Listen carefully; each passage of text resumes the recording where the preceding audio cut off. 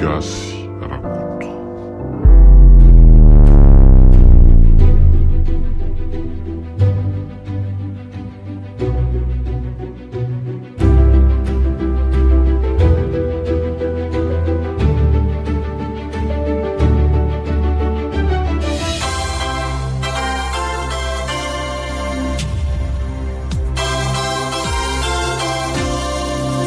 Tamberna.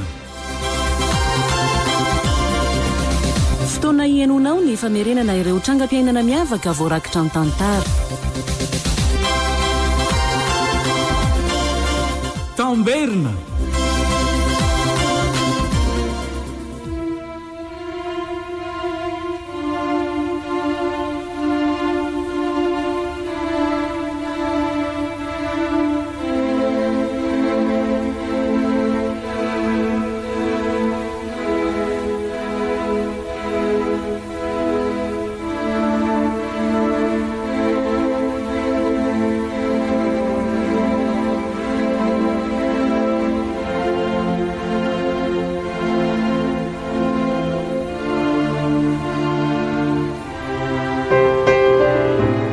Atolotry ny radio Don Bosco anareo anio ilay tantara mitondra ny lohateny hoe vohim-panana. Nosoratan'ny R. Justin Marc, ho velomin'ny Sinez, Rakoto, Frank, Oly, olo miatsany ireny. Nandray feo sy nanatotosa, tovy razana mamonjy sy olosoa.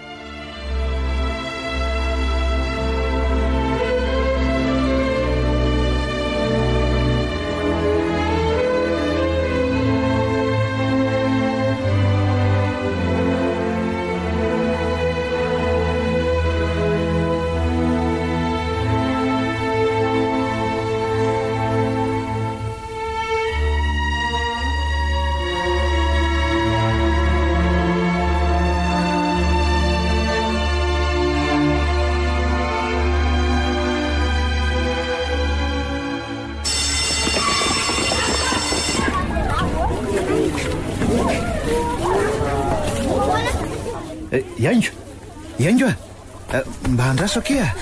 Ay ve mahery ndao e. Samba ny andro any nahitanao nandeha rery tsy niaraka tamina manao. Ay ve zany ve de tokony akakanao e. Ngamo tsy samy olon-dehibe samy manana ny tongotra izay ka sady samy manana ny fandaharam-potoanany avy. Zany ve? Eny ka tena mety amiko aloha no mahitanao mandeha rery. Mino fa fotoana lehibe mba ho ako ny androany ahafahako miresaka tsara amin'ireo. Ianao a marina zaniko. Fa inona indray izao no resanao amiko no hoe fotoana lehibe ho anao ny androany? Iaingo fa nahoana ho any dia ampijalianao mafy ahy. Efa fantatrao efa ela ny tianao kanefa dia mandraka ankehitriny tsy mety milaza amiko izay tena hevitra ao ianao. Tsy vitan'izany fa dia tsy mba omenao na dia minitra vitsinonja aza mba afahako miresaka aminao. Aizako reny namanao reny foana ny manadalanao na ao ampianarana na rehefa mody avy mianatra ohatr'izao. Iaingo averiko aminao indray fa tena tianao ahy ary tsy miova ny atao-poko na dia efa mbola namaro aza no nanonona ny vavako taminao zany voalohany. Ka miangavy anao kiry Iaingo raha azonao tao aoka mba tsy fandavana na fa mila filana no asitranao ahy. Ny tena fitiavana tsy misy fitaka no tolotra anao Iaingo. Iaingo fa inona no mampiseto anao laloloatra zany ka? Aleo dia tsoroko aminao ny marina ary mahery a. Hoe ahoana Iaingo efa ela tokoa no nandiniako ny fanirianao. Ie ary tsapako ny fitiavanao. Napita fa ohatrany tsy misy takanao izay lehilahy efa hitako fa dia nambabo aloatra ianao na nitoetranao ary. Ary ny tena marina ry mahery dia misafidiny tsy ara-ody amin'ny Natasha sy filana mihitsy androany fa handeha rery satria efa fantatro fa tsy maintsy hanaraka ianao rehefa mahita mandeha rery. Ka dia nomaniko izao andro an'izao efa ampiresantsika. Iaingo malalako ka ho toy ihany zany ny faniriako anao hatrizay ve? Aza maika aloha ianao fa ahoana Iaingo Tsy te hampijalanao tsony ary mahery ary tsy te hijaly ihany koa. Tsy azoko. Inona no tianao lazaina rengo nanara-maso anao foana na dia ny mody sy ny rarahanao azy ary hitako fa na dia maro ary ireo tovovavy izay nisarojory taminao izay dia sady tsara tarehy koa moa izy ireo no bikany dia tsy nisy naharototra anao reny ary nisy tamin'izy ireny aza nampirisihako mihitsy mba hahalalako an'izay tena toetsainao. Resy lahatra no ny farany fa tena tsy nisy nomenao lanjanao zary rehetrareny ry mahery ary tsapako fa aty amiko mandrakariva ny sainao. Iango mba tsapanao zany kanefa nahoana ho any dia ampijalianao ohatr'izao tena tsoroko aminao rengy fa raha ny teny misy dia tsy misy alaza ny fitiavako anao atao poko ary tsisy ninina mety hoe sambatra hafa-tsy ny fitiavanao. Kanefa dia diso ianao ry mahery tsy ahasambatra anao velively ny fiarahana amiko ary izay indrindra ny antony tsy namaliko ny fanindrinao hatr'izay fa satria nahoana rengo zany eny na dia mbola tsy miteny ny antony mahatonga anao hiteny ohatr'izany azy ianao dia sahako lazaina anao androany rengo malalako fa tena tianao ary tsisy tsony angamba no tiako tahaka anao eto ambany masoandro ka ninina mety hoe klemanao sy mety olana misy dia ho zakaiko fa ianao ny fahasambarako eto tany tiako avokoa ny mombanao rehetra rengo eny fa na dia izay veriny hafa ratseny aminao aza dia mbola ahasambatra zany. Ozy ianao tetsa-piandohana hoe inona no mampisento lalina eno dia hoy aho hoe zavatra be dia be tsy hailazaina amin'ireny teny fo ireny ny antony ary tsy te hampiseto anao toy ny fisentoko teo ary mahery tiako ianao kanefa tsy ahasambatra anao noviana iango zay teninao zay no nandrasako zay ilizay ampiazay ary tokony omeko anao fa tsy olana ho azy mety olana hatretsika vonina ny otisy anajanao eny mandra-piala ny fofonaiko izany tokony omeko anao izany rengo malalako misotra ry mahery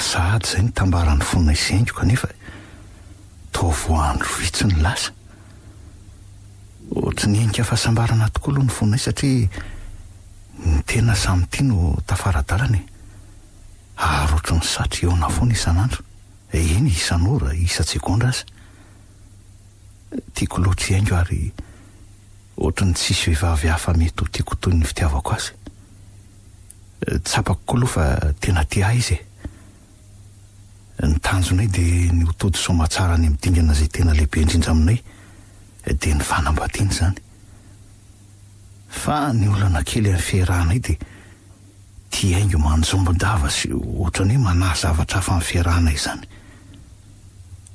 mety hoe manany mety ho fanakana ny ray aman-dreniny amin'ny fiarahanay ve izy aleo tsy miasa saina be ny amin'izany fa rehefa mifankaty izay dia izay ny zava-dehibe ka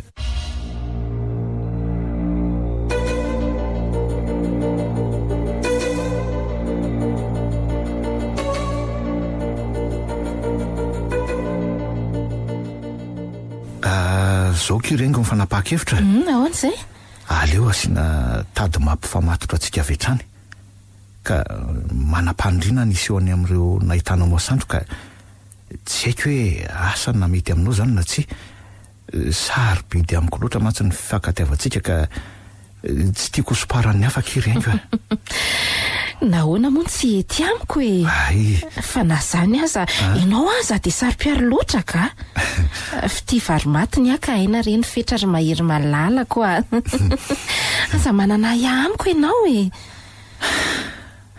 mamika mamy amiko iry zany teninao zany rengo zany misaotra indrindra ao etsoroako zany malalako zany ianao koa ka ono rovinao azy zany no isehoanao any aminay sy anatanterahana ny fomba miankina amintsika roa ihany zany rehetra zany ka rehefa vonina ianao dia vonina ka. Tokapotaka ny siny ka tsy mahalala fa tsy rano ry Mahery a. Ka raha tena tia tokoa ianao a, inona moa no tokony isalasalana? Eny e, satroka saingy izao dia izao saingy... Saingy ahoana rengo malalako a?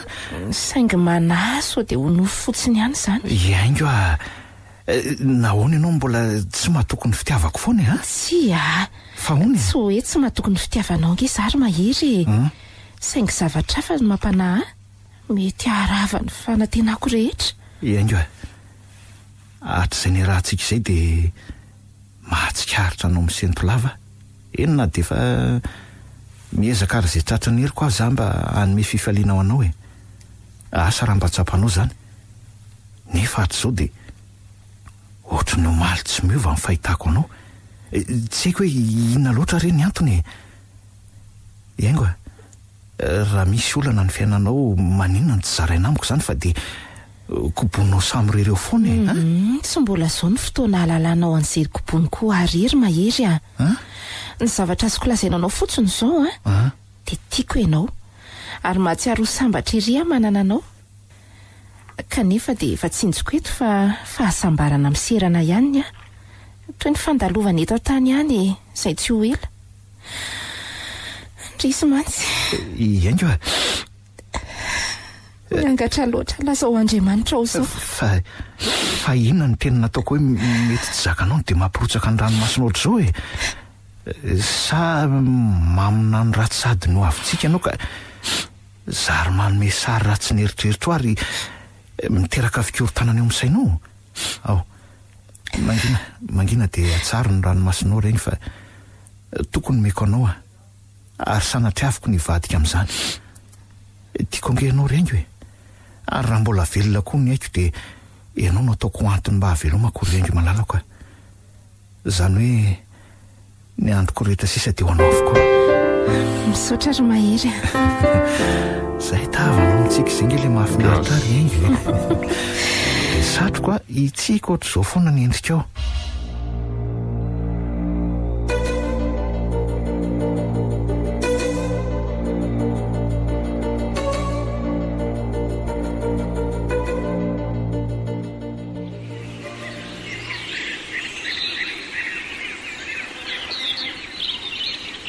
Mahery a, mahafinaritra ery izany feom-borikely aty Atsahatra izany io.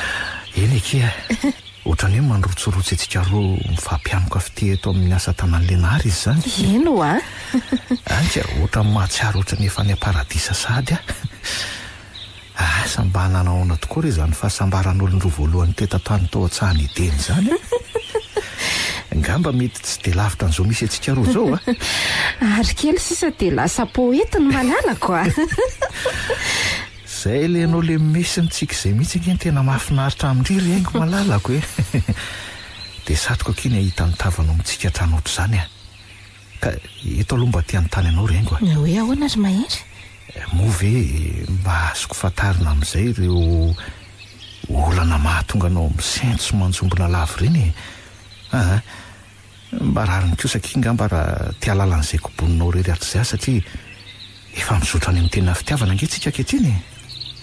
Endry Mahery a, nilaza taminao tokoa taloha fa tsy ahasambatra anao velivelany miaraka amiko. Zay ny io a. Dia tsy nitohisako ny teniko tamin'izay.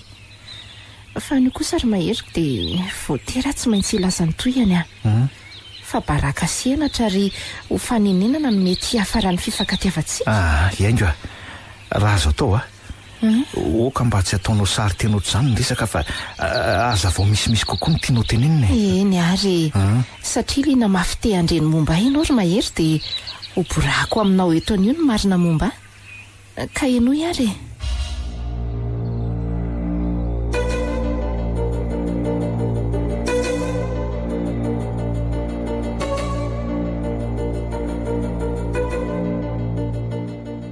Mahafantatra ny Peta moa ianao ry Mahery?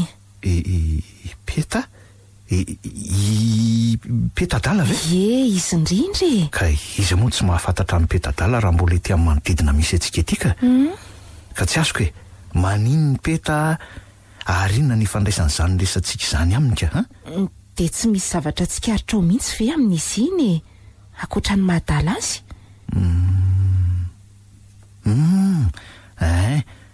Ny fitovinendrika misy aminao sisy aloha no ohatrany tsikaritra saingy tsy de nilaza ninina tamiko zany tsy afianiko anefa fa rehefa tsy mahita anao elaela ka mahita azy iny de tena malahelo mafy anao mihitsy saingy tsy sahako lazaina anao zany sao de atezitra anao ny ampitoviko anao amin'ny olona marary saina. Ay, fa ngamo tsy olombelona izy iny aminao no atezitra ny fampitovianao aminy ka nofa mandrahoatra antsika ihany ange izy iny saingy tsy salama saina fotsiny. Eny fa inona aloha no mahatonga anao iresaka an'izany tsy zavatra mety agaga anie ny fitovian'ny olona ary tsy voatery mpiavana ihany zany kanefa de tsoriko aminao fa tsy tonga foana ny fitoviana misy eo aminay Sipeta. Havanareo zany izy iny? Havanay izy ry mahery de gaga aminao raha izany rendroka. Fa ahoana? Tsy hainao ihany teo no nilaza fa olombelona no famandrahotra antsika ihany izy iny saingy tsy salama saina fotsiny. De ny fanananao havana mipeta ve ny mampifendrofendro lavana ohatran'io sy ilazanao fa baraka senatra ny efaran'ny fiarahantsika ka tsy vitanao havana fotsiny ange izy iny fa raha vaviko zokoko vaviko landy na ipeta araka ny fahafantarany maro azy. Ay ve ka na havana na zokonao vavy de mitovy ihany zany rengo ary tsy hitako velively ange izy idiran'ny fiarahantsika amin'izany ny dalan'ny tena ho nitafindamba fa ny dalan'ny olona no mezana aretina ohatry ny aretina rehetra zany ka tsy tokony ataonao hoe hamenatra anao ary tsy misy olona anirinao adala na anakavana adala saingy rehefa mbe amin'ny tena izy de zakaina ka sady tsy hainao ngenao adala fa ny raha vavinao rengo mahery aoko zay ka fa maninona to tsy azonao an-tsaina velively mihitsy ange ny olana misy raha izany ary va ohatra ny vavako ilaza aminao ny marina zay tsy fantatrao. Azoko avy hatrany ny fanahinao rengo menatra ny havako ianao fa manana iray tapotsy salama saina ka manafanelokiliana anao izany sy mety hoe ho fahakalana mihitsy aza tsoriko aminao nefa rengo malalako fa na epoka aza ny ady lehibe fahatelo noho ny fitiavako anao de tsisy ahavita foana ny fitiavako anao zany ary ninona fanaratsiany hafa anao de volona iaraka zakan'izany aminao tiako ianao rengo ka noho izany zay marary anao marary akoa. Mahery afaka hiaino avy ianao? Miaino anao ary malalako oky ianao hiaino an'izay lazaiko amin'ny fotony saina mandinika tsara ry mahery fa tsy maintsy aborako izy ity mba tsy hanapoko anao raha sanatria ka tsy maintsy hitranga. Fa misy na rengo ianao tsara ry ahy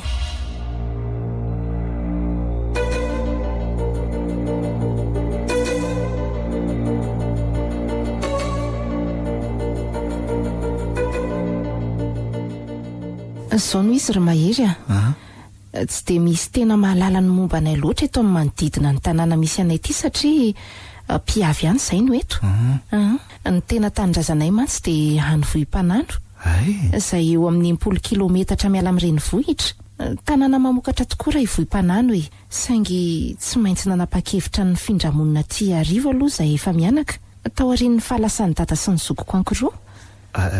Moa zany efa maty ny rainao? Endry mahery voarovolana monja le zandriko faralahy no tratra ny areti-tsainy data ary raha vao tonga teo amin'ny 20 taonany kosa ny lamatota aminay ny maty izy ary teo izokinay lahy io indray no nisolany data tamin'ny areti-tsaina.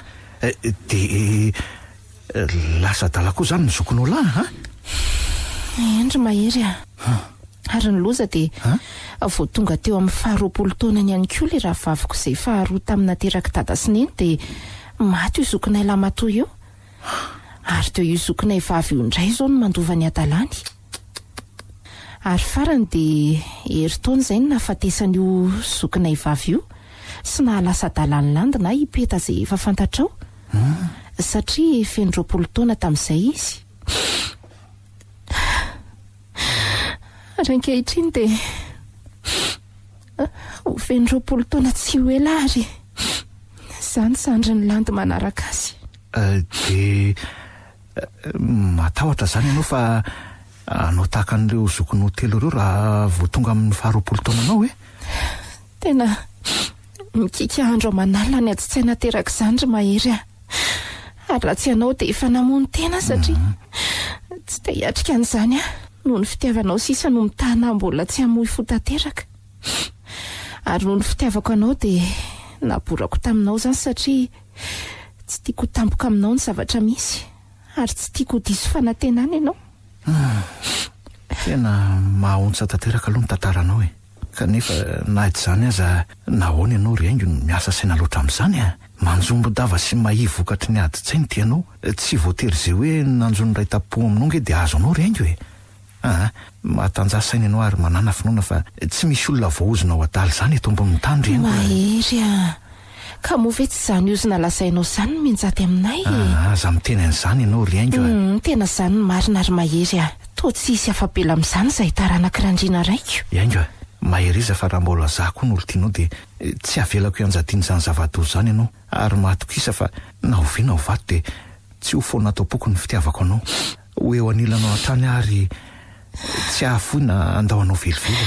Mahery malalako Riaingo, za koa tsy mahafoy ianao ary satroko mandrakizay tsy hoseho ambanindrahona ny fitiavantsika.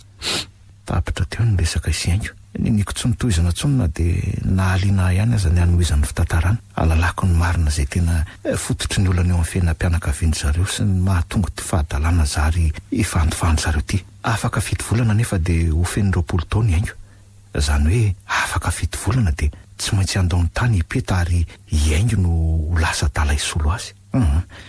Tsy manak an'izany zao rangany hevitra ny fototry ny aretina aloha ny deo tadiavina ary satria efa vinavinanay sy Riaingo ihany nisy eo any amin'ireo ray aman-dreny ny ato ato dia asaiko ety ny Riaingo any amin'ilay vohim-panano tanindrazan-jareo alalako izay tena zava-misy marina any.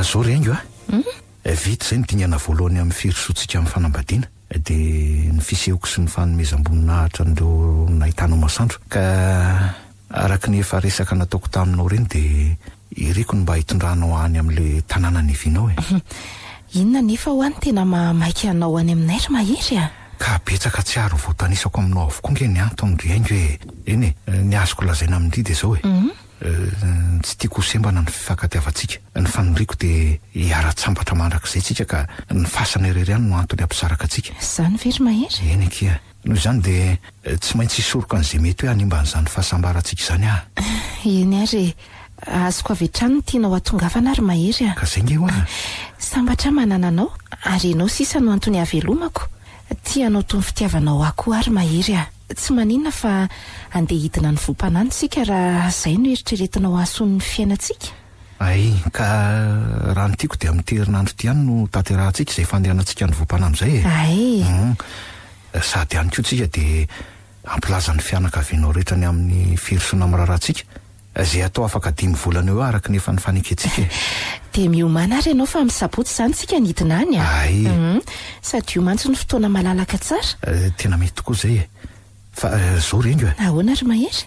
Mahereza trany ianao dia mivavasy manakina ny fiainantsika amin'Andriamanitra satria tsisy tsy hain'Andriamanitra atao zany Riaingo ary ny zava-mahagaga tsy takatry ny saina aza mety isy rehefa miankina aminy. Aza matahotra ianao ry Mahery zange isan'andro tsy mitsahatra ny mitalao amin-dranomaso amin'Andriamanitra ho an'ny fiainantsika zay mihitsy akia mba hatotosa ny fikasantsika tsy sambony ary ho lavitry ny loza ihany koa. Mbola matoky azy foana hatreto ry Mahery marina zany ke Riaingo malalako ary tena tsara rehefa manam-pinoana ohatr' izany ianao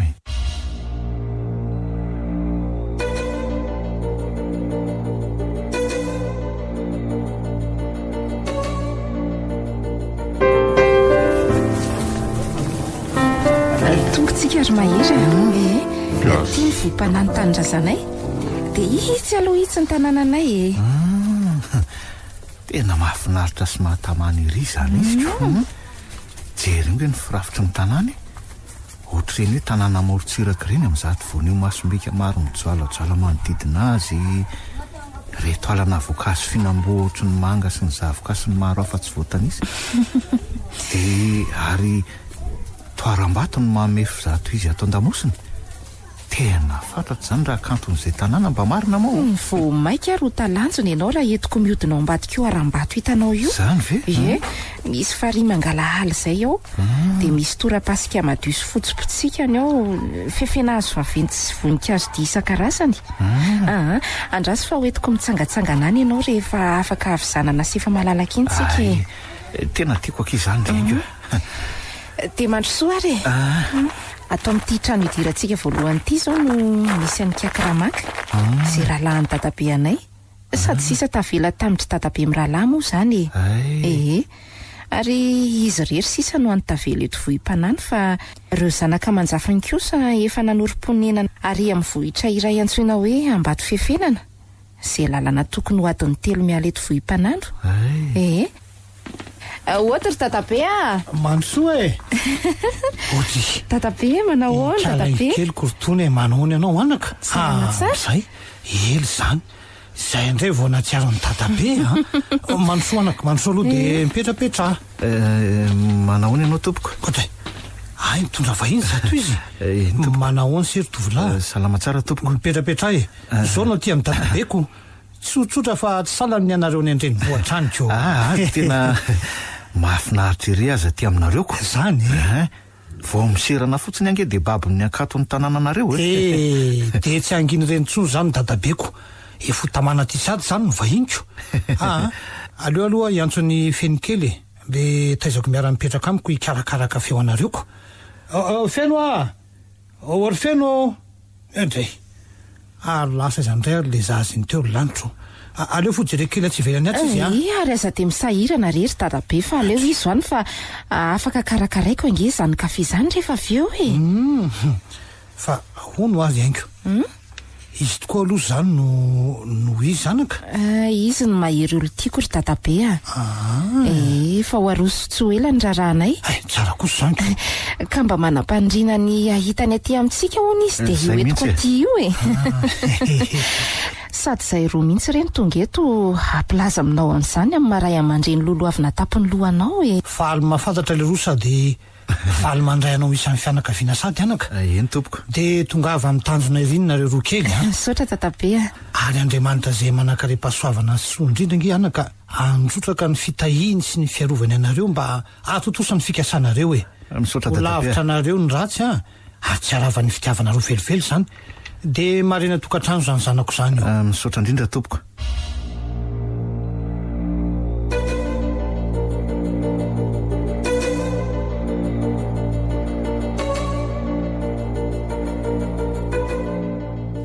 Tena mahafinaritra ty aminareo rengo. Zany ve? Eno tsy mieritreretiko hoe ho tahaka izao mihitsy ny hitako atyko. Tena mbola mandala n'izany fihavanana sy firaisakiny zany ange ny olona ty aminay ry mahery. Tena marina aloha zany. Ary tena mbola sarotiny mihitsy amin'ny fanajana ny soatoavana malagasy.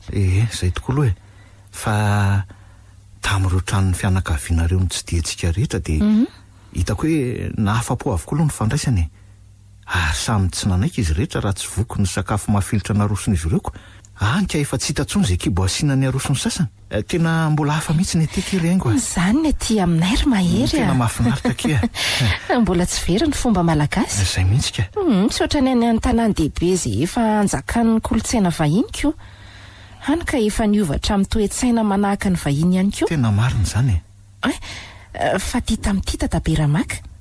Asa iantso antsika hisakafo hariva angamba fa ao amin'ny fitrilany amin'ny toeran'ny dadabe ao mantsy tsika no mandry an'io araka ny angaviny.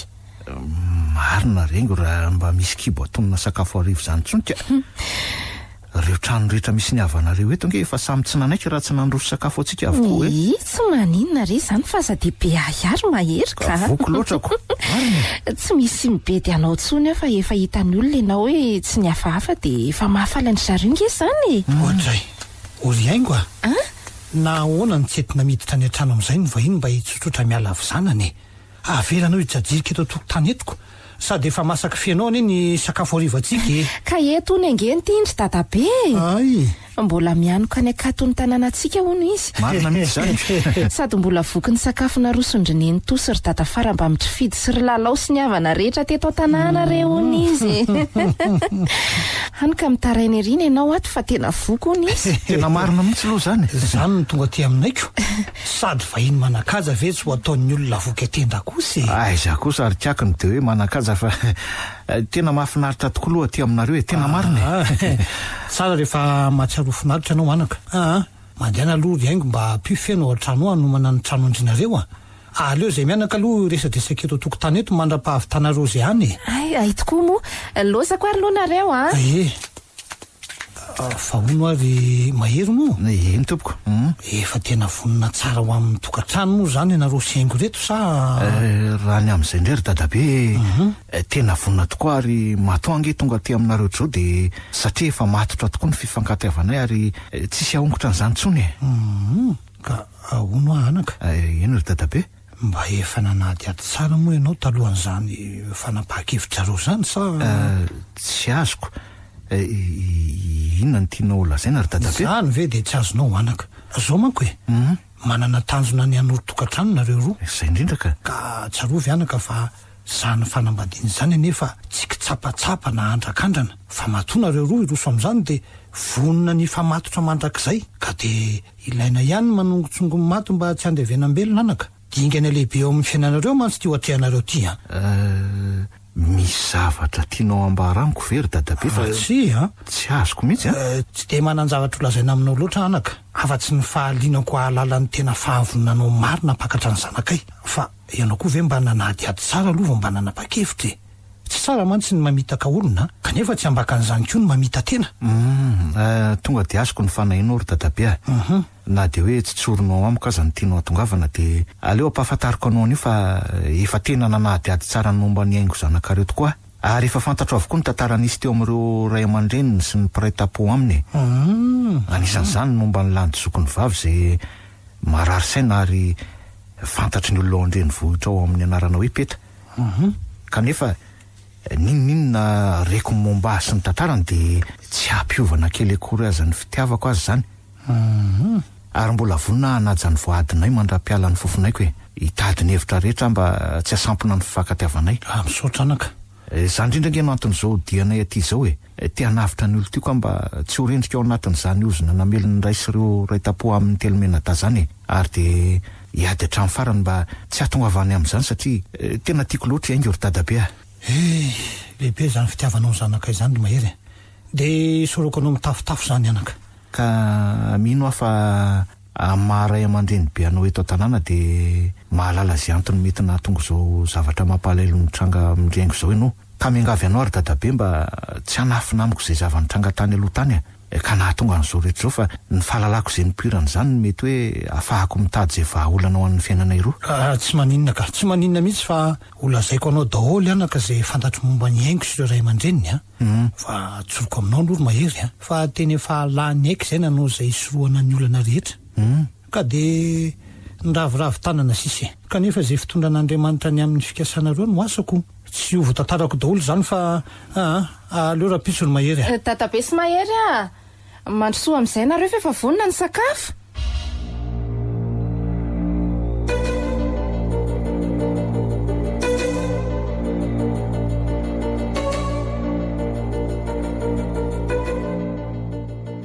Vonina ve ianao ry mahery fa andehitsika? Ho avy aky ho avy Ondray fa ho aiza vao maraina hono zatonareo anako. Tsy ho aiza kory zay ry dadabe fa mba hitondra ny mahery hijerijery ny akatony tanànantsika. Andeha hoe ny andrano fisoroana eny zahay sady hitango voankazo masaka eny koa. Ve ka tandremo tsara ary anaka ny vahintsika. Ndre ry dadabe lasa aloha zay andao ary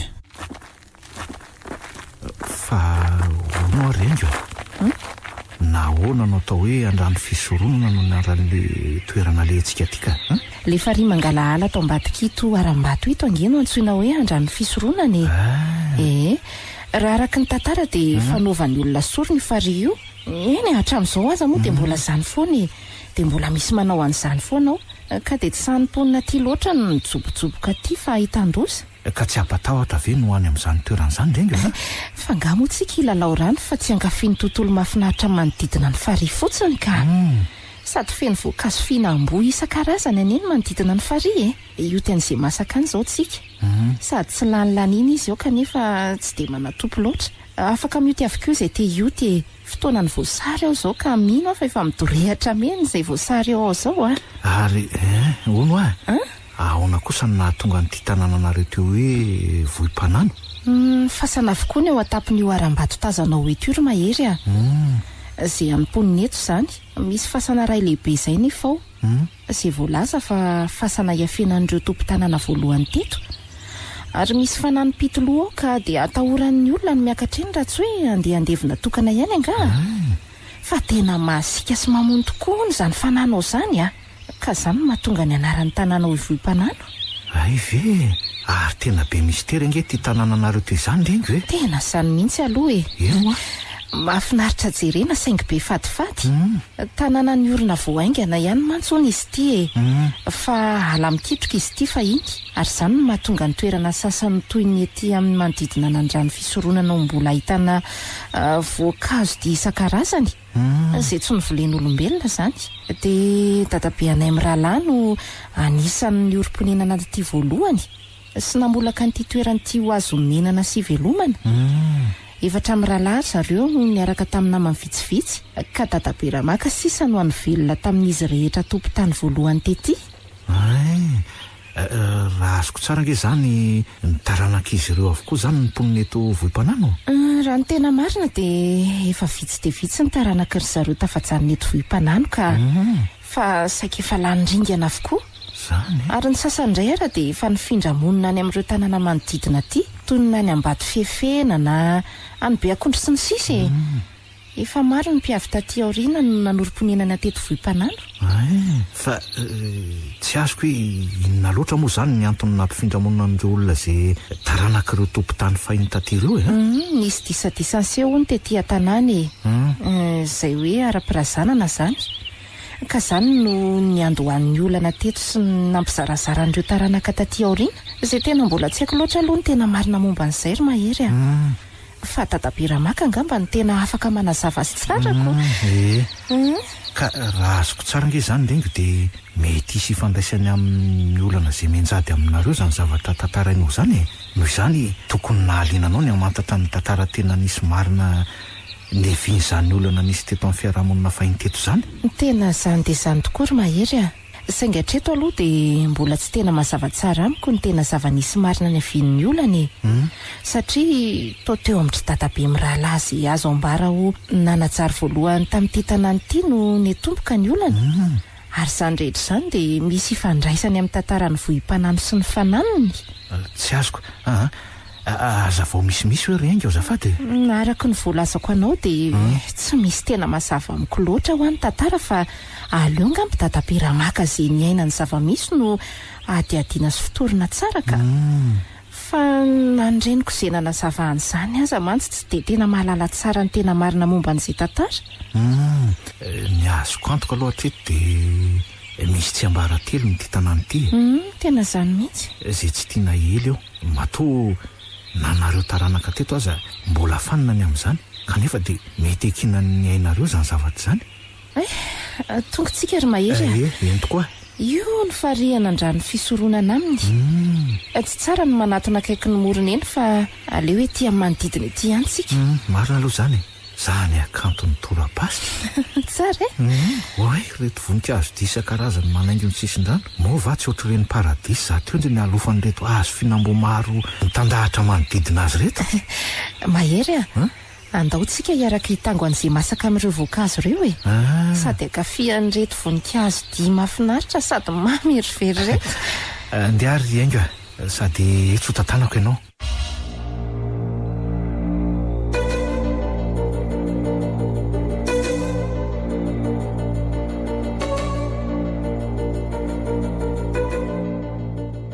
araka ny efa voalazanay taminao ry dadabe dia roa andro ihany no azonay hijanonana ty vohim-panano eny satrinay aza moa mbola hijanonandro maromaro aty satria tena mahafinaritra sy mahateonina tokoa aty aminareo saingy tsy maintsy hanainga raha-pitso voamaraina izay ka zao ny fotoana ahafahako mitafatafa aminao no momba n'le resantsika mianaka omaly iny itoko moa ka zao anaka atro hoe nakaiza moa kalaingo teo zay nto anao rery kosa no avelany etoko lasa nentin'ireo ankizy vavy namany fahazazany atsahany le izy teo aka ny vokatry ny tanao ataonay voandalana rapitsoniko ka tsy maninona zany ka avery anao hoe taonako etsikesy anao mitafatafa arako ono ary dadabe araky ny lazainaingo tamiko de fasana ray lehibe ao atapon'ny aram-bato no nivin'ny anaran'ny tanàna hoe vohim-panano zany tindranaka ka ohatry mba mahaliana raha azonao tantaraina any momba n'izany efa ny tantarainaingo taminao sady zany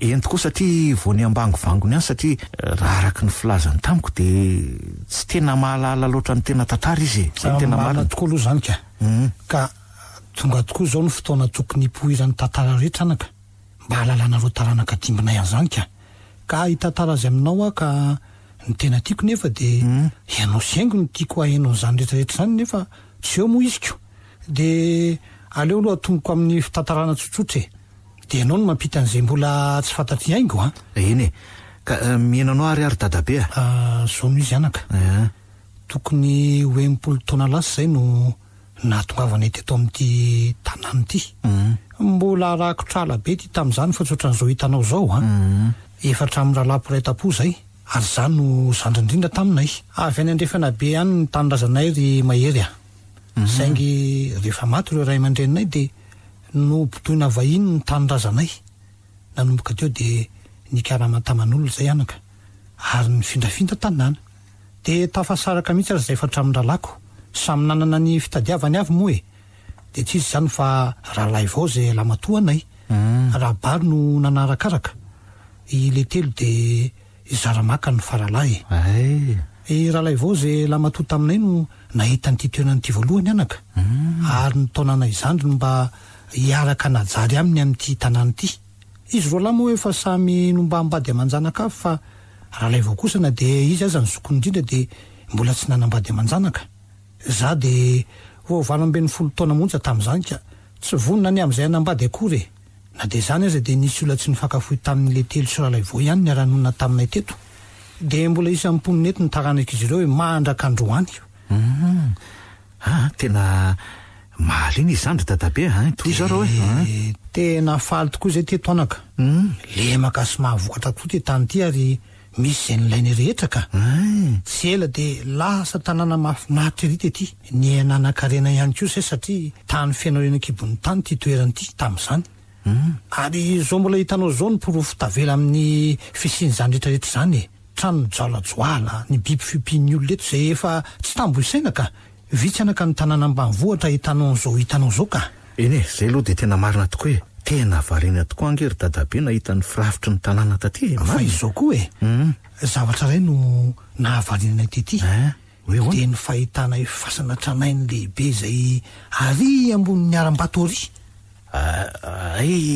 fahasamponiny eto zany le fasana ny lazainaingo tamiko ao ambony eo fa hafa mihitsy ny mety ho tompony fasana maromaro no ambony ao ankehitriny anaka de ny fasana naorinay nandevenana an'ireo ankonanay rehetra zay nisy nydosy ny fahafatesana fa nisy ray efa tena tranainy zay tsy azo atonina satria fasana tranainy io anaka no mahavohim-panano amin'ny vohim-panano ka raha azoko tsara nge zany dadabe de akevitry ny efa nisy nipetraka ihany teto talohanareo ary zay no nanorina n'io fasana voalazanareo io ka raha ny marina anaka de efa nisy nonina tokoa teto zay nge saingy olona ray monja raha araky ny tantarana ampitaina taminay araka ny fantatra de lehilahy ombiasy re laza traizatraiza amin'ny fahaizany no nonina teto fahiny ary voalaza fa nanambady kalanoro n'izy io ko ary io zana mivavy tamina kalanoro io no nandimbiasy teto rehefa maty izy mahasika tsy nisy toy zany nefa hono vehivavy io zany zay olona tafatsofoka taty vohim-panano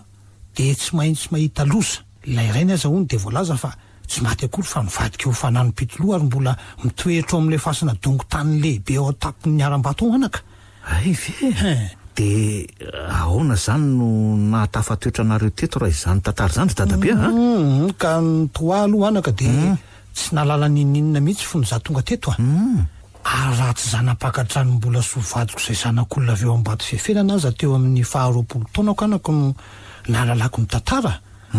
Ireo avy ambadiko no ny tantara izay fantany momba nyity tanàna ity e. Sy izany hoe Ketadoza zanaka fanany Pitoloha zany.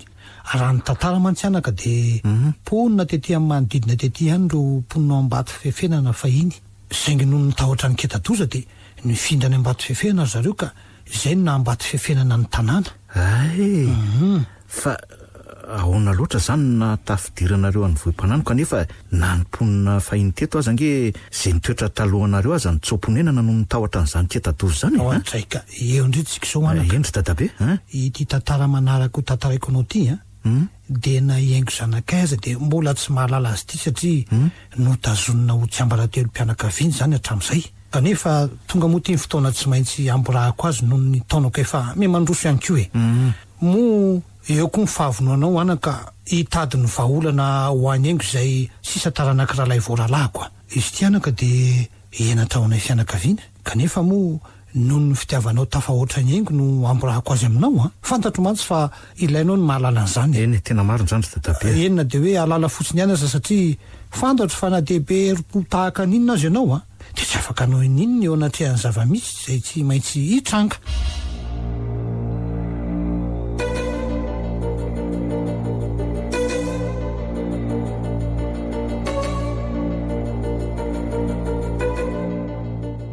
Ka araka ny lazaiko anao tany am-piandohanana ka de endry dadabe zasy rahalay voazokona ela matoa no tsy nanambady fony izay vao tonga nifindramonina teto amin'ity toerana ity.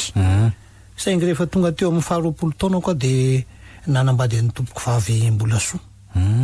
Rahalay vao kosa to tsy mba ndraiky izay hanambady zany kanefa de nanakarena de nanakarena koa izy taminay ary ireo trano joalajalo hitanao ireo anaka de saika izy daholo nanangana an'ireo. Nanontany io rahalay vao ary talanjona tamin'ny olona rehetra noho izy tena ambinina tokoa amin'ny fitrandrahana vato sarobidy sy volamena any ka nanotrany toerany aza feno fanakana rendrika tamin'ny volamena zany gagagaga ihany zay rehetra noho izany anaka kanefa tsy de nisy saniditra loatra tamin'ny fiainan'rahalay vao moko taty aoriana nefa de nanomboka narary rahalay vao ary teo vao mipotra ny marina efa nifampiteraka tamin'ny ranoro zay renibe andry aingo izy zany saingy nafeny mafy ny manodidina sy niavany rehetra moa zany atreo de samy mbola tsy nalala ny antony ny rehetra samy talanjona aza satria tsara tare tokoa raha inoro ary tokony tsy olana mihitsy ny ampakarany rahalay vao azy ho tokantrano no sady efa renjanany raha teo moa zany noho ny tsy fahasalaman'ny rahalay vao nefa anaka no nampipotra azy ireo zay tsy maintsy nikarakarahan-drahalay vao ka na afantaranay azy. Lahakely ny zanaka rahalay vao tamin'ny ranoro de tsy iza fa raha ndimba ray ny aingo. Ay ve arona alory dadabe nanaka so kosa de mba nankama amin'ny fiainana loatra le rahalay vao zokonareo no nahatonga azy ohatrany hoe tsy de teo voafatotry ny fanambadiana ohatra ka raha ny tena marina anaka de ny sakaiza sy ny fanao voady tamin'ny Ketadoza izy zay zanaka vavy ny fanany Pitoloha rahalay vao io izay no antony nahazony an'ity tanàna ity nahatonga azy ho ambiny-karena be ihany koa saingy nangalatra nampirafy izy ka niaraka tamin'ny ranora ary niteradoza ho azy anefa zany fa misy tsy azo kely ry dadabe ono tamin'ny fomba ahoana nefa no tsy nahalalanareo ny fiarahany tamin'ny Ketadoza zanaka fanany Pitoloha zany ka sa niafina akory zareo ka rahalay vao mihitsy anaka no niezaka nanafina zany ka tsy fantatra iavany mihitsy ka ary Ketadoza koa moa de olona tsy mba tahaka izay olombelona rehetrako nitokamonina tany ambonin'ny aram-bato izay misy ny fahasandrainy tany izy ko de mikarakara sy mifampiresaka amin'ny rain'io no andaniny andro ka ireo olona zay manana fifandraisana aminy no mikarakara sy manome azy zay ilainy satria mpitaiza olona toa andray ny Ketadoza ary olona lavilavitra matetika no tonga any aminy ihany mba hitsabo tena na mila fanampiana ao koa ireo olona zay tonga ao aminy eo tsy maintsy manefa zay zavatra rehetra tadiaviny toy ny sorona ho an'ny fanany Pitoloha tsy maintsy faina etsy andrano fisoronana zany ary zay no mahandrano fisoronana nandrano fisoronana dia ao koa anaka ny zavatra hafa tsy maintsy efaina toy ny voly akomam-borona sy ny zavatra hafa tsy tambo isainy ka tsy niara-nonina taminy rahalay vao fa misy andro ny fiakarana eny amin'ny fonenany Ketadozy dia ono ary dadabe ny fampiteraka zany io Ketadozy sy rahalay vao rahalanao ka za zany anaka ny tena tadiaviny tamin'ny rahalay vao fa tsy dia hoe fitiavana loatra ay ve na dia zany aza tsy nahazo zay nilainy tamin'ny rahalay vao Ketadozy dia romotsy ny atezerana izy raha vao fantany fampirafesan'ny rahalay vao azy tamin'ny ranoro ka fony nitondra voaka ndrandimbo ranoro no nitongavana Ketadozy atao an-tranony ary notondroiny tamin'ny tena miendrika biby lava teny an-tanany ny kibon-dranoro no zono ny zaza atao kibon-dranoro hoe tsy hovaniny zay zaza ateraka ao ary tsy ioatra ny 20 taona n'izay taranaka ao dia andony maha olona azy daholo noho ny fahasahino amin'rafy amiko dia zay zany no nitarika ny fahavoazany ray ny aingo sy ireo zokony raha azoko tsara zany tokoa anaka tena izany mihitsy teraka somatsara ndrandimbo ranoro saingy taty amin'ny fahalehibiazany zaza vao nanomboka nipotra ny ozona nataondra Ketadozy azy sofa kely dia nanambady randimby satria vao teo amin'ny 17 taona ndrandimby dia nahabevokan-drasiza reniny aingo tsy ampitaona akory tamin'izany satria vao 19 taona monjako rahalay vao moa efa nindosiny fahafatesana efa ela no ny aretina hafahafa zay tsy nety sisina sy tsy nahita-panafany no teren'ny avana any ambadin-drasizy randimby ary dia mbola niteraka telo zareo taorinan'izay dia tsy izy fa iaingo efatra menada zany nahakaka ny maro nefa dia nenkorosofahana ny fiainan-drandimby fa tsy arak'izany hoe nahandova be tamin'ny rahalay vao rainy verivery avokoa ireo fananany ary ny anahatra izy sy ny ankonany ny hafarany azy zanaka dia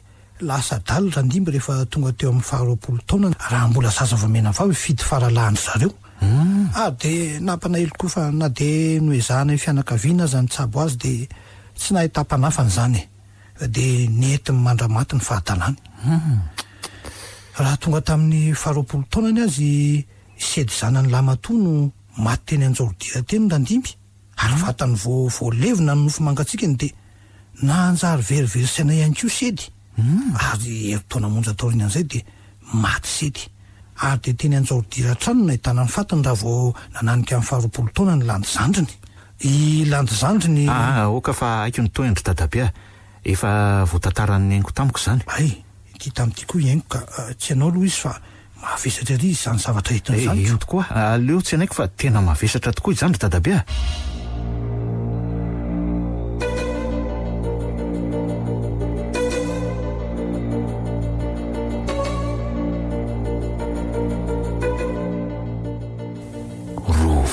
zay ny lasa taoriny diana isaingo tany vohim-panano any amin'ny tanyrazany zareo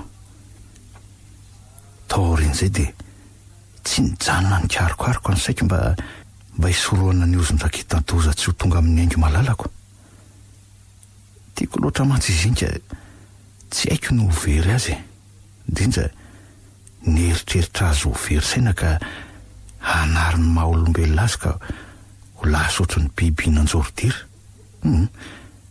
tsy manaiky an'izany tsy maintsy mitady zay hevitra rehetra napak'izany ozony zany tsy ho tonga amin'ny aingo ary indrindra nofinofiko dia hanoro tokantrano sambatra miaraka aminy ary ho mandrak'izay ny fankatiavanay efa tsy elatsony tokoa mantsy dia higadona le andro lehibe ny fidiana roa natanterahana ny mariazinay zay herinandro sisa talohan'izao dia efa nandany fotoana maro mba hitsaboana ny aingo ny vahaolana nitako dia ny fitondrana mbavaka ny aminay sy ny fandroana n'ireo fanahy maloto izay mikasa ny mba ny fahasambaranay nitsapako aloha hatreto dia manam-pinoa ny aingo ary tsapako koa fa nanjary ohatry ny miramirana trano ny endriny na dia ny fahatsapany fotsiny aza fa tena tia azy ary mieritreritra mandrakarivany aminy fa tsy irery izy 17 taona tokoa mantsy aingo zao ary afaka ry volany ry dia ho tonga amin'ny 20 taonany izy ny talao koa mandrakariva amin'Andriamanitra dia mba hirovany anengy tsy hoe ampelantanany ratsintsony fa raha sanatria mo tsisy fanafany zany aiza no alehako dia ho vitako ve ny eritreritra ny malalako ho lasa verisaina ho zakako ve ny hiatrika ny firodana ny fitiavanay ka nalay tena tiako indrindra eto tany aza ho lasa tsy ahalala akory aza misy an'izany ry tompo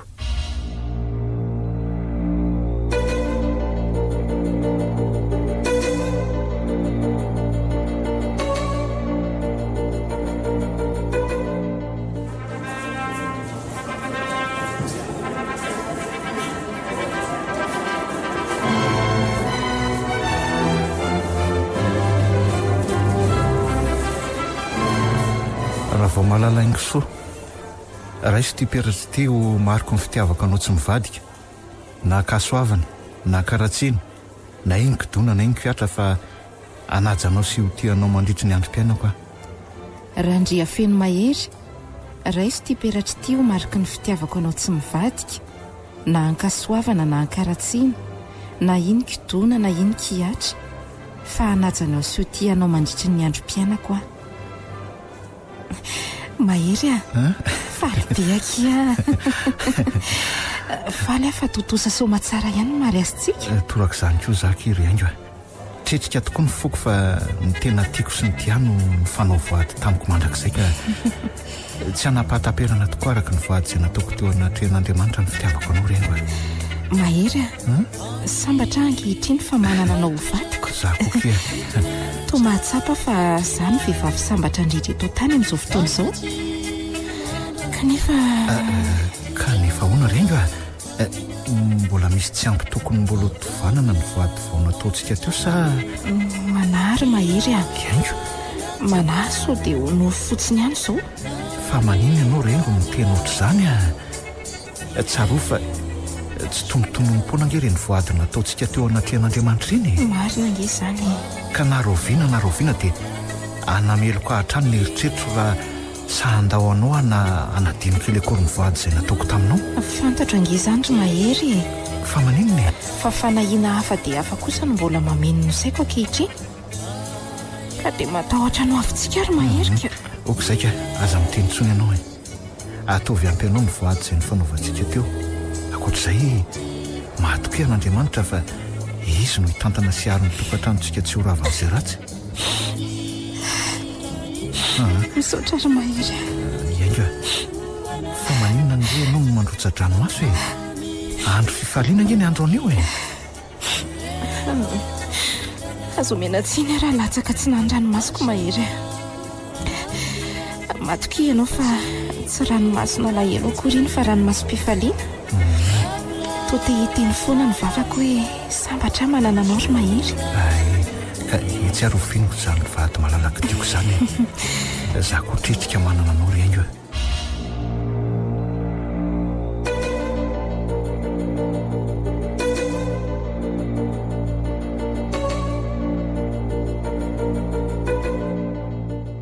ray volana izay no mitambarana sy aingo hatreto dia tsapako fa tsy diso safidy velively any safidy azy ara-dalana amiko mandrakizay ampiano fitiavany ary na zay mety hoe kilemany aza dia zary vao mainka hitiavako azy tena tiako izy ary raha ny tiako no atao dia tsy tiana lavitra azy mihitsy satriko eo anilany hatrany isan'andro anio no mitsingerina ny andro naterahan'ny aingo feno 20 taona anio le malalako noho izany tsy maintsy hitondra fanomezana tena fatratra ho azy anio inona re no atolotro azy akoatra ny mofomamy dia tiako raha isy fanomezana sarobidy atolotro azy anio aleo aloha anatiny ry amin'ry bijoterie apiterie dia eny mahita azy ohatra ary inona koa ny tangoronan'ny olona eo amin'ny jordireo zao ndasy mba jerena fa ohatra misy zavatra hafahafa angamba ao matoa mampitangoron'olo loatra zao ka ohatra tena faty olona no ato sady vehivavy tia mitsitra eto amin'ny fanalipako ity Lanitro fa tsy petana ilany zokony haingo ve ty? Zay marina, tena mahoneny zato izy. De tianjorodirany nefa rano marina. Aleo tonga de ampandreny fianakaviana avy hatrany aka. Lozy ty marina. Mba fety hoe tokony firavoravona ho any haingo andrano noho ny fatratrarany 20 taona nefa vaovao ratsy ty no tsy maintsy lazaina aminy. De sanatria ve ka mbola mitoetrano ny fandairan'ny ozon-draketadozy iny e? Tsy mino an'izany ahy. Fa de izy loatra zany raketadozy zany no andringana fianakaviana ray amin'ny alalan'ny teny ray mbava fotsiny mo maherinoi Andriamanitra zany.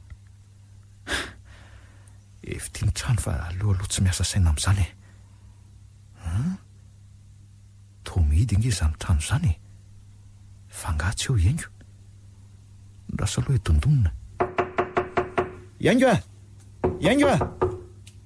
voyaky Iaingo fa aiza re? To tsy misy olona mihitsy ato zany. Zay kosaka. Iaingo, to ela be mihitsy nge ianao zany vao mamotrano e. Fa ahoana nga Iaingo, fa maninona tianao to feno farora-bava be ohatran'io e. Iaingo, fa maninona ianao e? To tsy miteny tianao fa lozanao mivandravandra fotsiny Iaingo, fa maninona ianao e? Sa ve efa nisy nilaza taminao ny fahafatesan'ny landy zokinao e? Zay mahatonga anao ho lasa otrany tsy tonga saina takan'io. Iaingo malalako. De ho sanatria ve? Tsy Iaingo fa leo moa za fa aza de manao ohatran'io ianao e. Ao, tsy ho fafako ny farora-bavanao. Maty landy. Eny ry Iaingo nandaontsika landy zokinao. Maty. Kanefa maiza mionona na de zany aza fa zay no anjara. Landy maty. Tena maty. Maty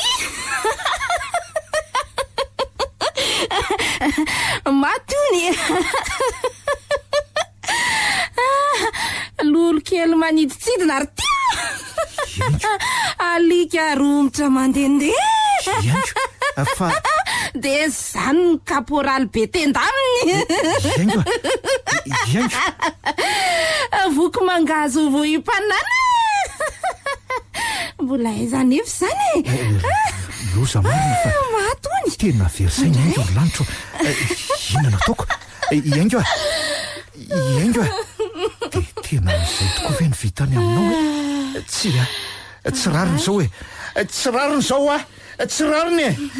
Nahoana ny desy mba natahaka zao no maha olona ny vadiko. Tsy manaiky an'izao kosa e. Tsy rariny e. Tsy rariny.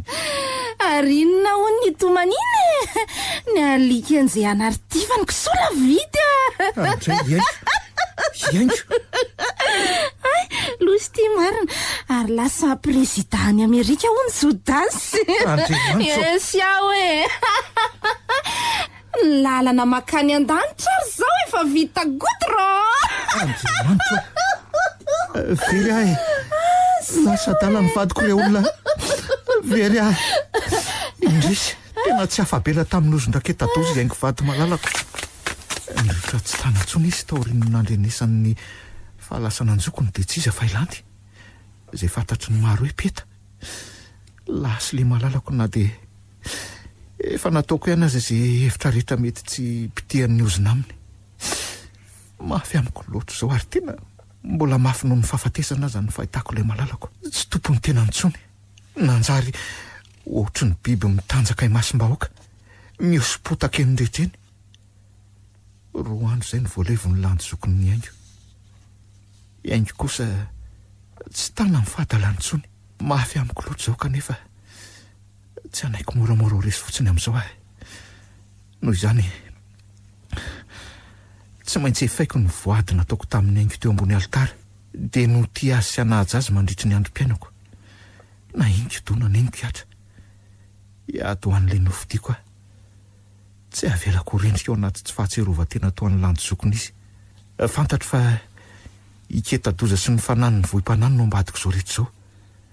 Tsy maintsy hiady ary tsy maintsy avotsotrareo ao anatin'izao fatorana amatorana azy ireo ny vadiko. Fa alohan'izany aloha aleo miomana tsara fa tsy moro zany iseda fahavalo de volovelona zany. Ndeha anantona amin'ny père Donatien zay père curé ny fiangonanay ilay hevitra aminy amin'izay tokony atao satria ady ara-panano otrehako fa tsy mba ady ampiasana vatana fotsiny ihany.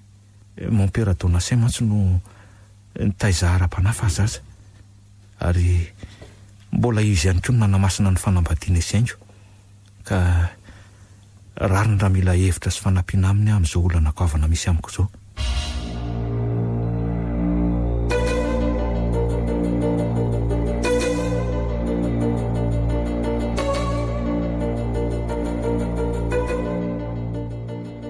De zany no pera ny zavanisy na tonga anatona anao sy tady fanampiana na torohevitra avy aminao mampera.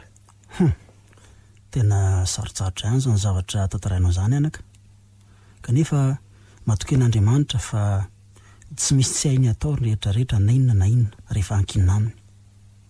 Fa ono ary mahery. Eno mampera? Inona moa zany zao no tianao atao? Ny hidina ny vohim-panano ary fandahatra amin'ny ora matoa atao hoe ketadozy mba amitsoran'ny fatoran'ny vadiko e. Ary za aloha mampera tena sana de anaovana sorona ny tenako azy zany raha izay no sitrana ny vadiko kanefa tsy ho efa korery zany fa de mila ny fitondram-bavaka avy aminao mampera. Zao no izy anaka? Eno mampera. Tsy hoe zay miantso an'Andriamanitra rehetra akory de ho voavonjy fa mitaky zavatra maro zany satria tsy moramora ny zavatra ho atrehanao ary tsy kely ny fahavalo eo fanandrinanao. Eno mampera. Tsarovy fa ny zanak'Israely rehetra de samy laza ny tena no zanak'Andriamanitra avokoa saingy Davida rery no afaka nandresany Goliata satria nanana ny herin'Andriamanitra atao anatiny izy de ny finoana matanjaka de matanjaka zay nananany ary koa ny fatahorany n'Andriamanitra. Eno mampera. Ka hoanao mampera? Inona zany no tokony ataoko tena tsoriko aminao mampera nefa fa tsy afaka hijanona fotsiny amin'izao zay ny tena marina. Zao hoe raha zay ny masaka ao an-tsainao ny tokony ataonao de ny manangona fiadiana aloha vao manapa-kevitra amin'izay. Ka nangona fiadiana hoe mampera? Ie, ny fiadiana hoenti-miady anaka amin'ny zavatra tahaka ity de ny fampitomboana ny herin'Andriamanitra ao anaty. Mila mahazo toky ianao fa ao aminao no fanan'Andriamanitra ka ndeha manatanteraka vavaka faran'izay mafy mba hiantsonao ny fanan'Andriamanitra hiaraka aminao. Tadidio fa ny tompo aza ny fadianina 7 andro sy 7 alina tany efitra rehefa hanomboka ny asana ny raha anazy izy. Misaotranao indrindra ary mampera. Eny anaka, Andriamanitra ny hitantana ny dianao.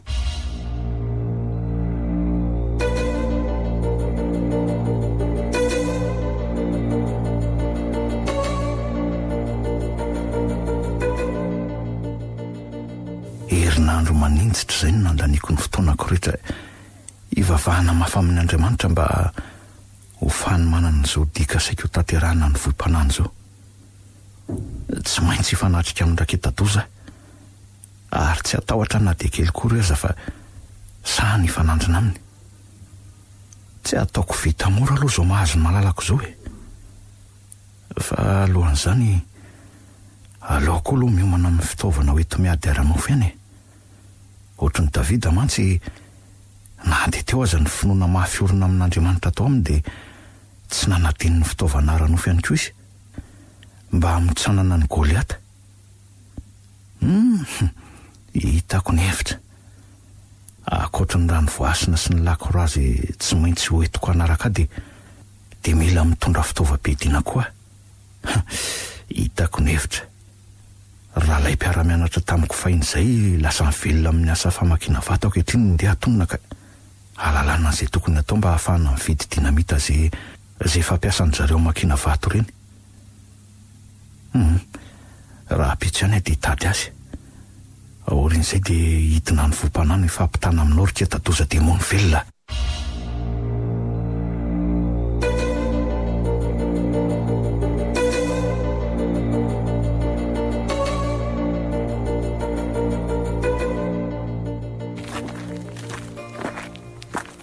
ohatra ry tatapia mahery any e ohatry ay ve ka mahery mandroso ianao anaka maroso androso tokoa moa zany manahoana aloha nareo aty ry tatapia salama tsaro zay e nareo anaka no manahoana ary ahoany ty tonga tapitapoko ty isiko tena tonga tampoka tokoa ry tatapia zany hoe tsy de aritra elany hoety fa ny eona amin'le ketadoza tsy vanina mpampitondra fahoriana ny hafa iny ny tena tondeko ry tatapia zany e oky tsy anaka zay mihitsy ny tena marina ry tatapia tsy mbola nisy olona sanany ohatra nketadoza novina indrindra zay hoe mikasa iady na nohatra azy fa tonga de matiny avy hatrany anaka ary mahatsiravina ny fiafarany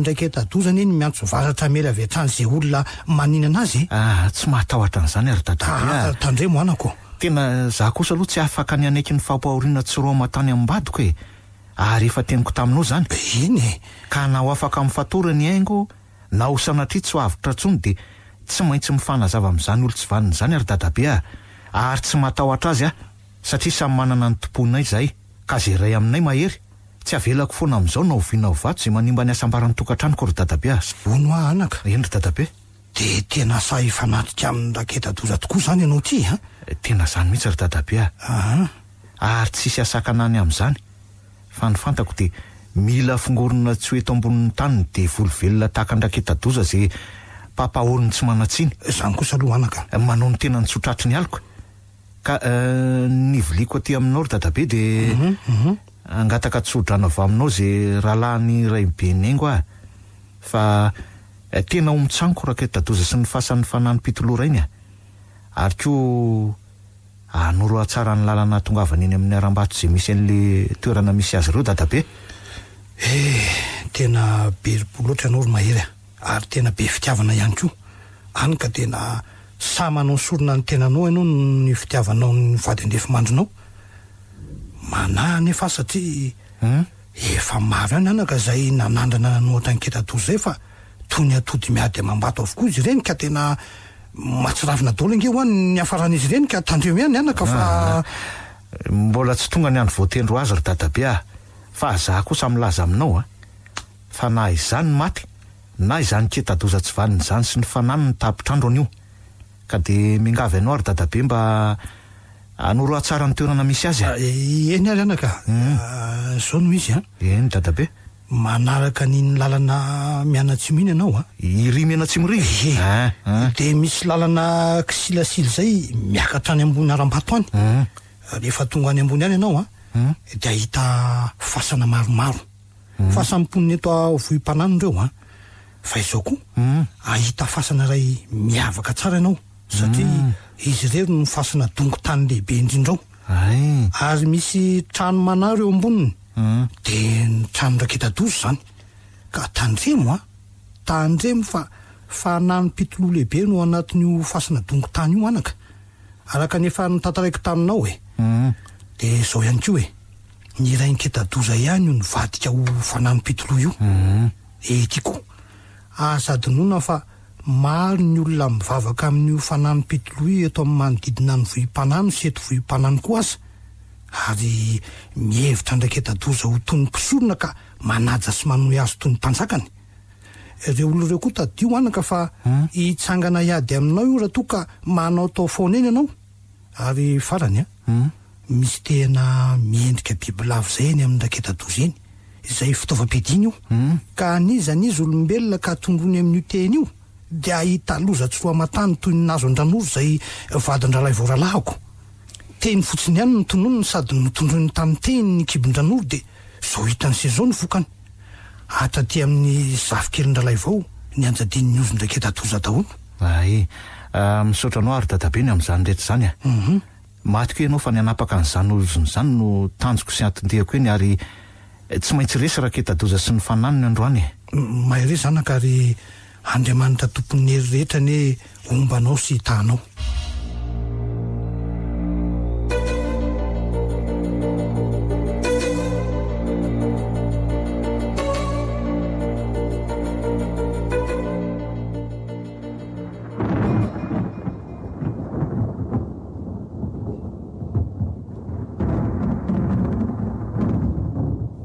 Vao manomboka miakatra ty fiakaranao any tapo tompon'ny aram-bato tia no nanomboka mipopoaka izany varatra izany.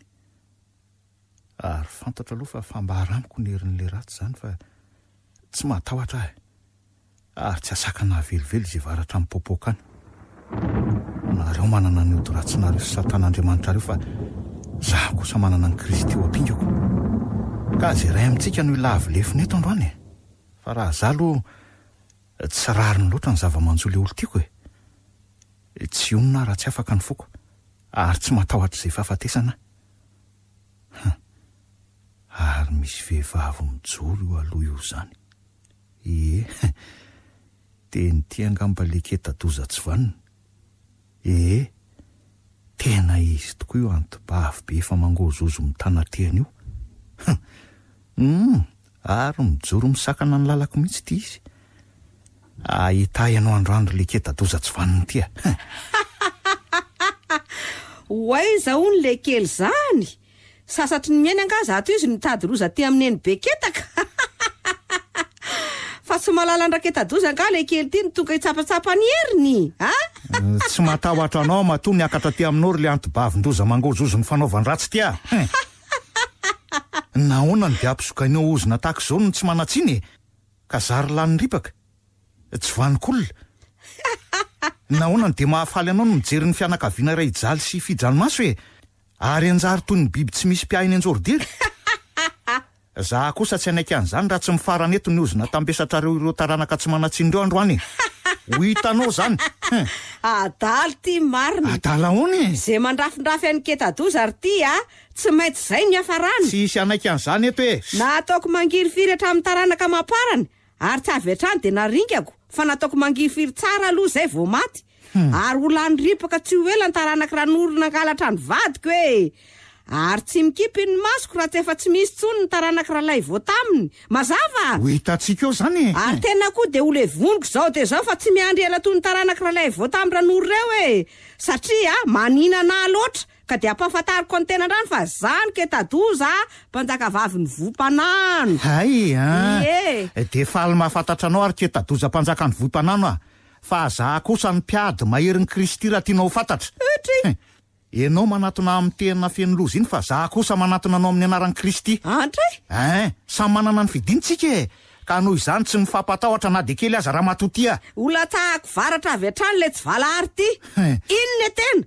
Hoay, to lasa tsy voaingako ny tena ary tony.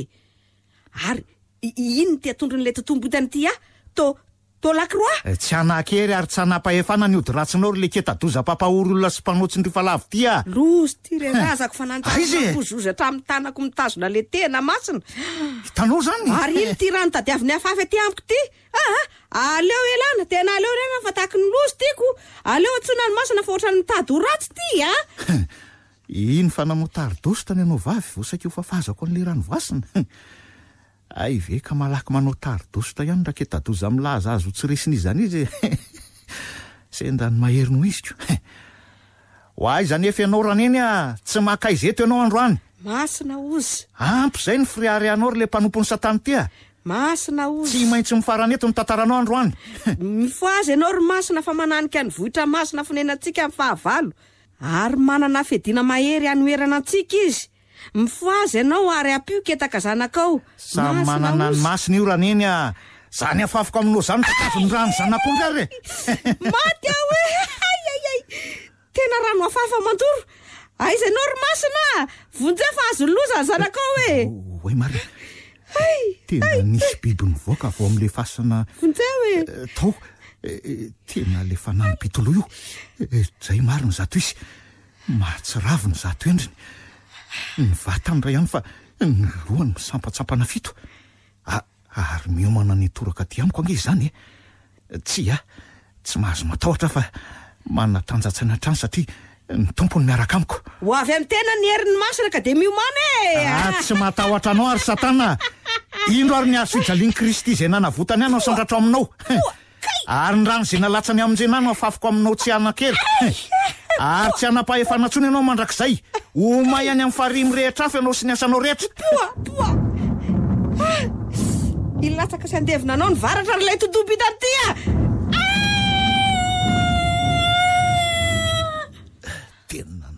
tany amin'ny raketadoza ny varatra saika latsa ny taty amiko. Namely ny tena tanany avy hatrany zany ary dia nakila ny vatan'ray manontolo sy le fanano pitoloha. Ohatry ary toa tsy mety maty reto izy fa miolakolana sy mijijijy fotsiny ao anaty le lafy izay mandoro ny tenany. Aleo ampiasaina amin'izay reto dinamity reto, amaranana tanteraka ny tantarany reto sy manamotsamotsa anazy tsy hano ny asa mintsony. Daso, aleo arehitra dia tsy peny amin'izy ireo avy hatrany. Mifarana an'io ny asanao ry satana ka dia velomany amin'ny farimy rehetra afonenanao a. Zay, miparitaka tsisy niraisina le fanano pitoloha sy ketadoza. Potika sy mikorotana ihany koa ireo fasana manodidina azy ireo. Oay marina, tena hitsaka ty toerana izany fa aleo miala eto angana ka. Na miletsy avokoa izay tsana rehetra. Kely sisa dia ho tafapitery amin'ny riaram-bato ilandria ka manezaka kely letsy ala sisa ary mahery. Vao tafapita dia nikorotsaka tanteraka le aram-bato feno fasana sy nisy an-raketadoza sy fananiny. Misaotra anao ary tompo fa afaka soma tsara tamin'ny loza noho ny herinao.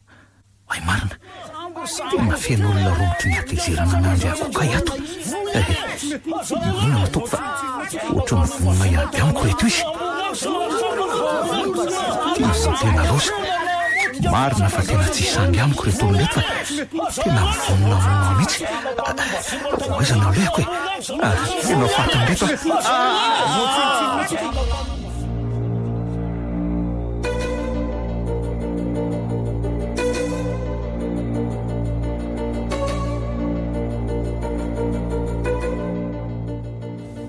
Lozy ty marina fa dia tia ponjany nefa rako. Raha tsy nisy any dadaberamaka zay niaro aka ny taonany olona mba tsy hanapitra ny eko aza dia efa nanaovany zareo fitsaram-bahoaka teo a.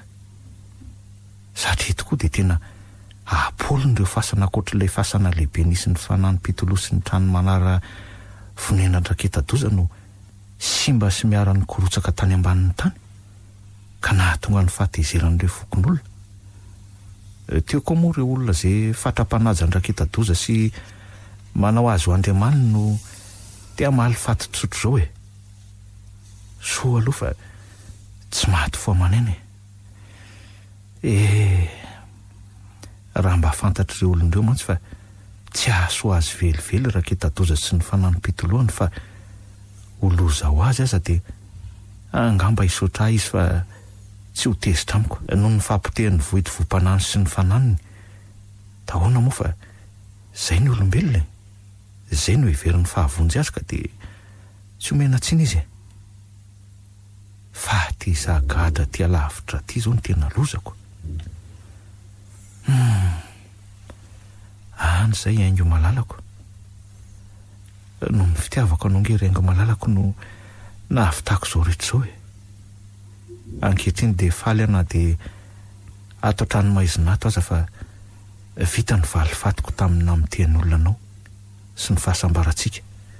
Ny dingana tsy maintsy ataoko manaraka dia ny anafaka anao anatin'ny adalana alohan'ny hafeno 20 taona ny fidy zandrinao lahy sady fahalalana teraky ny ray aman-dreninao satria dia elanela taona ray monja manelanelana anareo mianadahy ka raha tonga izany fotoana izany dia tsy misy azo antenena tsony aminao. Kanefa amin'ny fomba ahoana moa no ahafahako mikaroka hevitra any amin'izany raha tsy tafavoaka atao ponjato tsony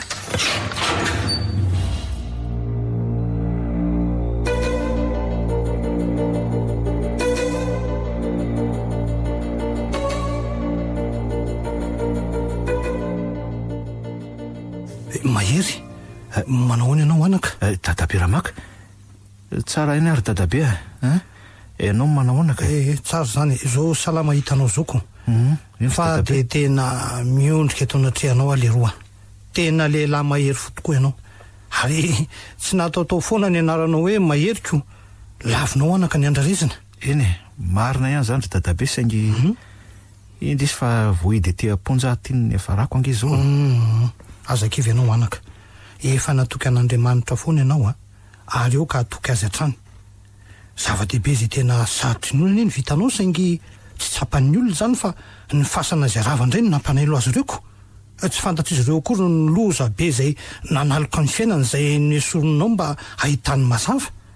De zao ry mahery efa nangataka sy niangavy tamin'ny manam-pahefana teto an-toerana mba amindrananao ny Antananarivo aloha mba tsy de asarotra ny raharaha be loatra so ihany raha fa mba azo ny fampiresana tsara le manam-pahefana lehibe tatoko satria fantany tsara ry efa eno ny lazany ketatoza sy ny fananiny ka matiko ianaka ny fitahin'ny tompo zay efa niara-ny ady taminao tamin'ny ratsy misaotra indrindra ary dadabe amin'izany rehetrarehetra zany de Andriamanitra ny ombanao misaotra anaka de mahereza le roa reto aloha reto aloha ny sakafonao de reto koa misy zavatra kelikely mba novombiniko anao ary zao asa de matahotra fa tsy maintsy tonga mamangy anao aty foana mandra-pahatateraky ny famindrananao ny Antananarivo eny misaotra indrindra ary dadabe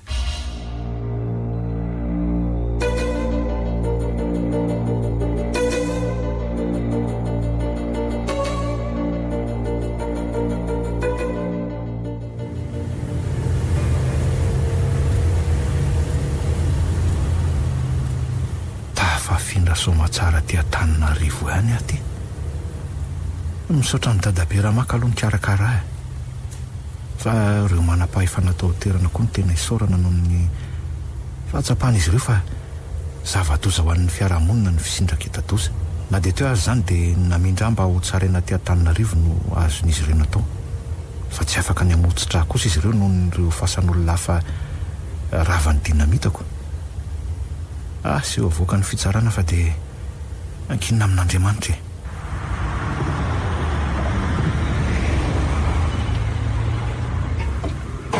nizay fa nijanona ny fiarany tondra tonga eto anoloan'ny fitsarana. Tompo raha sitrakao mba hisory amiko ity kapoaka mangidy ity kanefa oka tsy ny sitrapoko no ataofany ianao. Amen.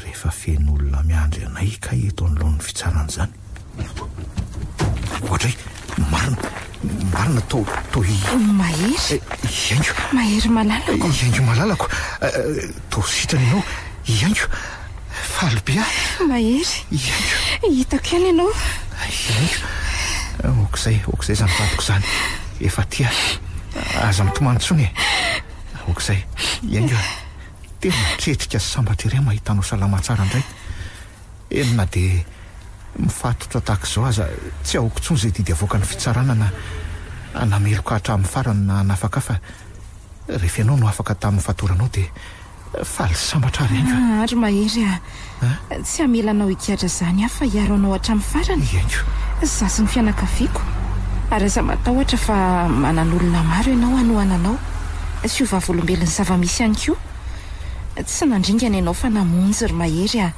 ary tsy namono ianao fa nanavitra maro ka indro koa père Donatien miaraka amiko eto hijoro vavolombelona mba hiaro anao amin'ny fitsarana. Mon père eny anaka efa nombo anao Andriamanitra ka matoky azy fa ombantsika hatrany izy. Misaotra indrindra mon père. Tsy saorana anaka fa ahoana ny nalalanareo fa ho tsarainy eto anio ka i miara-maka raibe ny aingy no nampandreny zavatra rehetra ny tranga tany Vompanano arany fitantarany de mazava fa tamin'ny andro sy ny ora na apitehany voditry Vompanano no nivererany sainy aingy indray ary vanta vao niverina ny sainy de niazakazaka nanatona tany am-piangonana no nataony voalohany ary tamin'izay no nahitako azy talanjona raha nahita azy nivavaka ny ranomaso ary fantatra fa iaingy vadinao zay no masinika tamin'ny mariazy vao tsy ela tokoa io ary vantany vao renay ny vaovavy amin'n'ingay raha maka rahalany raibeny de zao izy efa niandro fatratra ny fahatongavanao eto zao.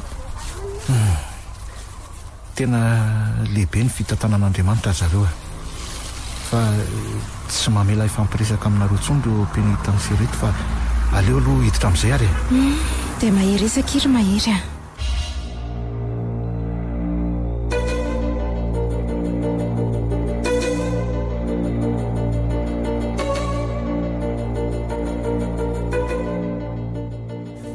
na dia teo aza ireo fianakaviany haingo sy ireo mponina sasatsasany tovim-panano izay tratra ny tsindrio falavy ndraketadozaka ka nijoro ny aro asy ireo maro hafa toa ny pera Donatien dia nahazo azy tamin'ny fanjakana ihany noho ny fahampitehan'ny fasan'olona tsy manatsy ny tovim-panano nefa tsy mampaninina azy zany satria faly hafa efa nody tamiko ny fahasambarako ary tsy ho elantsony dia ody amin'ny tokantrano sambatra indray izay sy haingo malalako efa lasa ny loza rehetra tsisy ahina ntsony no avy ny tokantranonay satria efa rava sy tapaka ny ozina izay namatotra andry haingo menakavy efa resy ny raha tsy tao voim-panano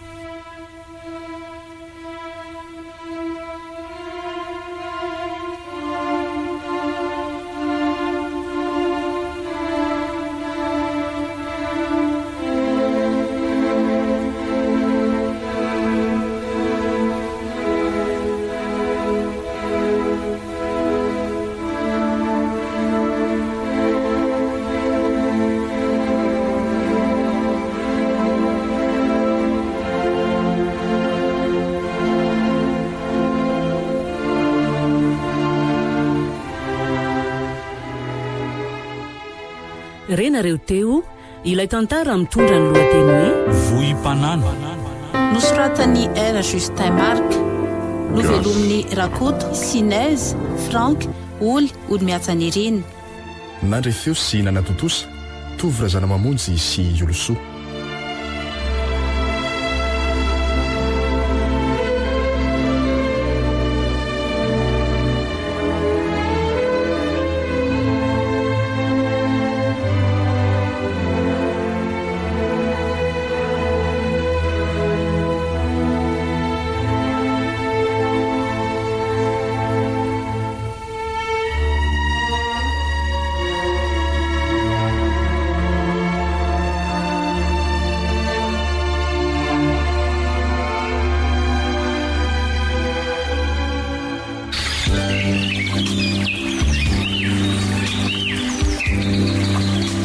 RDB mahafinaritra